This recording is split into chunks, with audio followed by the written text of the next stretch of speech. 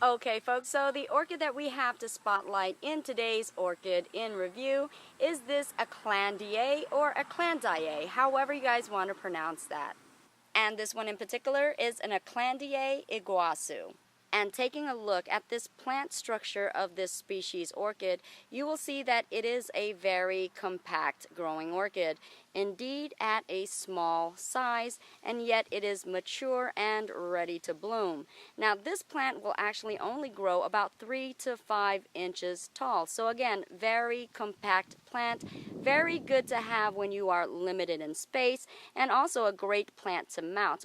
You are going to get quite a cleaner display. Now, because of the orchid's beautiful form and also its colors and patterns and the fact that it is so compact, it has been used for a lot of hybridization of other Cattleyas.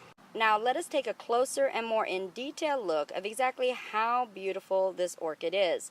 Now unfortunately we are not capturing her at her fullest and greatest potential because she is beginning to fade, but you will get some idea of exactly how phenomenal she is.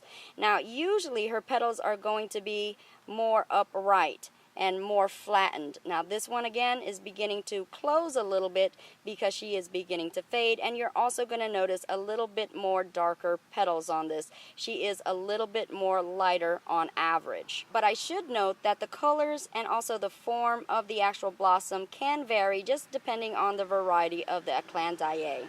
And taking a closer look at the petals and also the sepals, we are seeing that very green olive color as the base.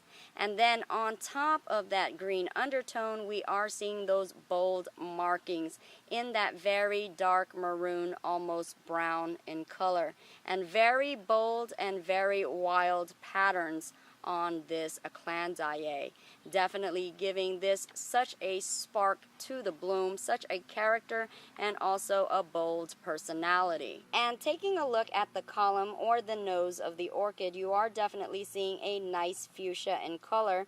And then looking at the lateral lobes in the back, you are seeing that it is a very light pink, almost white in color.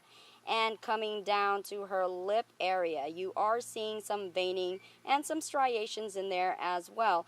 Definitely a lighter fuchsia or magenta color on her lip. She is a perfect little orchid.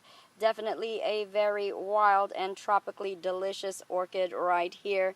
Just a lot of things going on. Very exciting orchid and very appealing to your sight and also your senses, because this orchid is also fragrant as well. So definitely a nice little compact orchid to have, but I do have to mention to let you know that this can be quite a slow grower. So that is one of the setbacks of this orchid.